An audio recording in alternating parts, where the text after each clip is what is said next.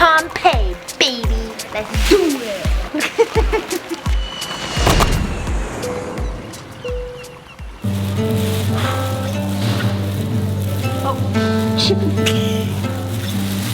Perfect. You're gonna get soaked.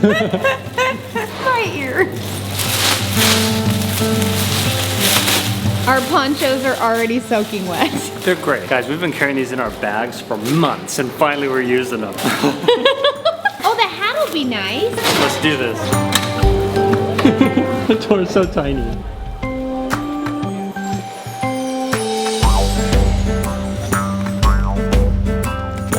We are attempting to visit the very cool, very historical site of Pompeii today. Pompeii. Oh my gosh, heavy peas there. And we're gonna attempt to get there by get run public over. transportation in the rain. Luckily it's lightened up a ton.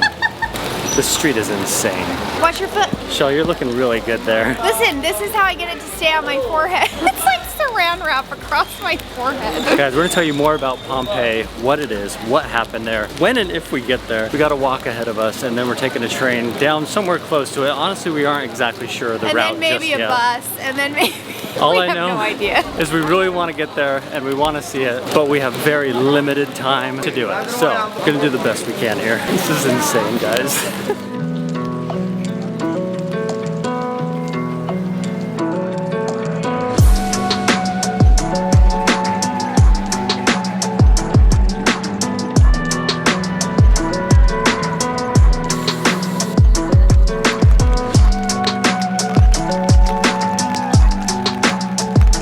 Pompeii, baby. Let's do it.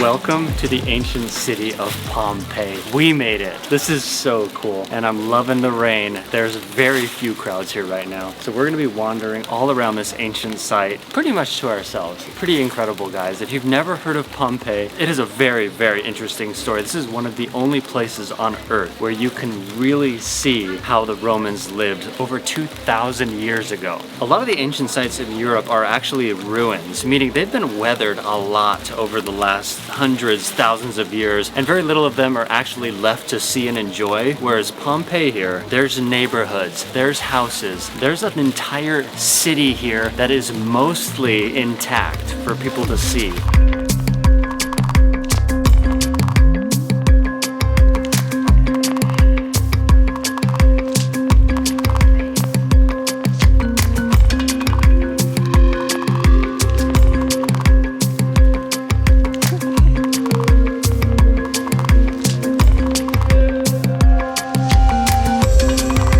So a little bit about the city of Pompeii. This city, we got thunder and lightning. As I said, guys, this city is over 2,000 years old. It used to be right on the coast here in Italy. It was kind of a normal middle-class town. Lots of traders would come here. It was a port city, so lots of ships would come in, and tens of thousands of people actually lived here. But in 79 AD, the local volcano here, Mount Vesuvius, erupted at like 1 a.m. in the morning, and it started spewing volcanic ash into the air. The winds blew all of that ash directly at Pompeii here, and it collapsed roofs and filled all these city walls with volcanic ash. After 18 hours, the lava flow came and it completely covered and buried the city. A lot of the people were able to get out of the city, but around 1,000, 2,000 people stayed here and they were buried underneath all that volcanic ash.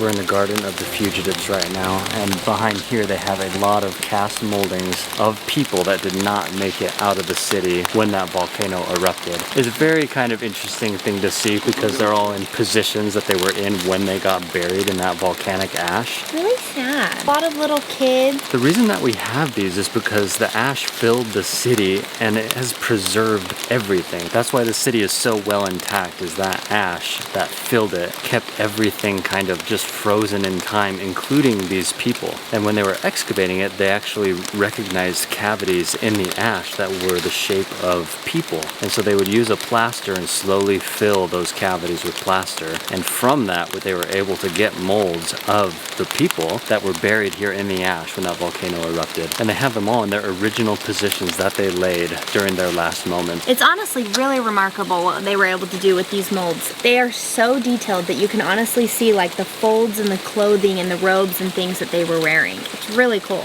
After the volcano finished erupting, a lot of the neighboring towns started looking for the city of Pompeii, but they could not find it because they were looking out by the coast, which at that point was like miles from Pompeii because all the lava had came in and actually moved the shoreline way out into the bay. So as they were looking out there by the coast, they were finding nothing because Pompeii was now literally inland where it lies today, very much inland away from the coast. So they couldn't find it, and the city lay hidden for over 1,500 years when accidentally it was discovered as they were digging a canal, but it wasn't excavated until maybe 150 years later in 1750, and now today it's still being excavated and new discoveries are being found all the time. Even as early as 2018, new discoveries are being found, new things are being unearthed here on the site of Pompeii. We got more thunder. We're gonna get walking around. Literally, if you wanted to see everything in Pompeii, you would need to spend 2 to 3 full days here. Shell and I are doing a couple hours on a half of a day. So we're gonna see as much as we can with the time we have. Let's get going.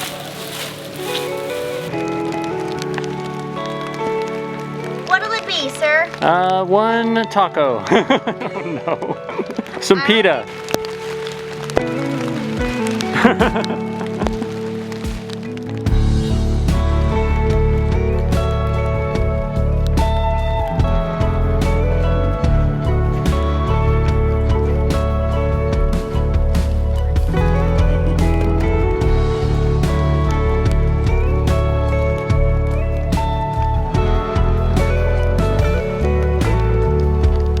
This is the Grand Theater. It is crazy. First of all, it looks dope, but it's crazy to think that even like 2,000 years ago, theaters look just like they do now. Not a whole lot of evolution in the theater industry.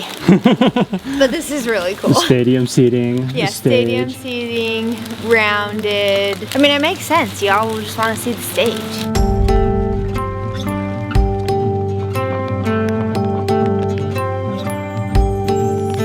I think we're gonna call it a wrap on Pompeii. We are soaking wet, even though we have Soaking sick ponchos wet. on. We're a little wet. But I don't know holy- why I don't feel like they did very much. I know, from We're soaked. my thigh down, just saturated. We walked pretty far. I feel like we saw quite a bit for the limited amount of time that we did have. We got all the way down to the amphitheater, big open arena, all sorts of entryways. I can't even imagine the kind of cool stuff that went on, and maybe crazy stuff that went on in that amphitheater. We actually stumbled onto the brothel, a little bit of naughty business going on in the city in Pompeii back in the day. Seriously? I mean, you get those traders coming into port. They have needs. I don't know. We also just wandered all sorts of streets. There's just rooms and things everywhere. You can literally, if you're a huge archaeologist buff or Pompeii fanatic, you could spend days here. And the city of Pompeii is saying goodbye to us with a beautiful rainbow right behind us. Oh, wait a minute. It kind of went away. He was behind us. Yeah.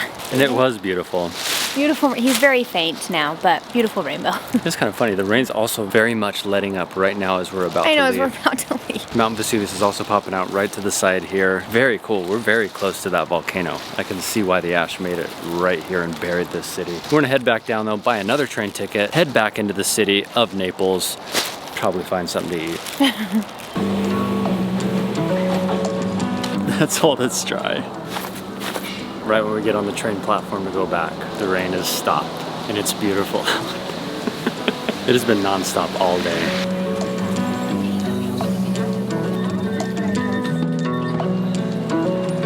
Somehow we made it back to our apartment here in Napoli. Right when we got off that train though, it started raining again. Yeah, it's great. So it was a nice break. No rain while we were in the train, but No, very humid ride though, because everyone in the train was very wet. as was I. As were our As ponchos. were we. Still though, so glad we made it out to Pompeii, fit that in our schedule. That was amazing, and I think we really lucked out with the rain today. I will be completely honest, a big part of me, and I think you too, when it was pouring rain, the last thing we wanted to do was venture out into the streets of this not so clean city. Yes. I do think the rain does have another effect also. A lot of people fall for what we almost fell for, and they do stay inside. So when we got to Pompeii, literally, like, I don't know how many people get to walk through that city almost alone, but we did, and that was incredible. Yeah, it was really incredible. I'm super glad that we did it. I will say, I think that we both agree that Naples is maybe the dirtiest city we've ever been to.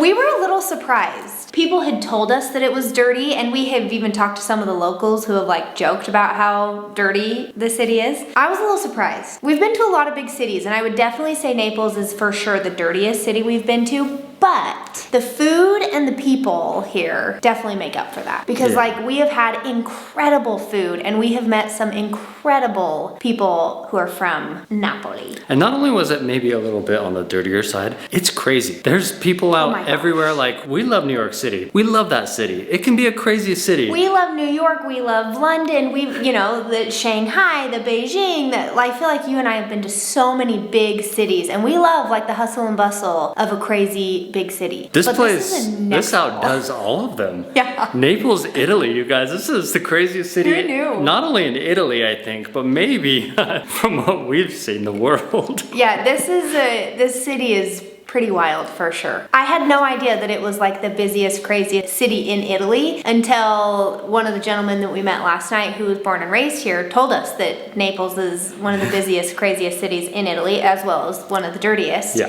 And yep, I see it. I get it. It's been a ton of fun. I'm glad we were able to make it to Naples to make pizza, go to Pompeii, an epic couple of days, but we do catch a train first thing in the morning up to a new city that we're very excited about. Obviously, we're excited to share it with you. Thank you for watching, and we'll see you next time. Bye, everyone.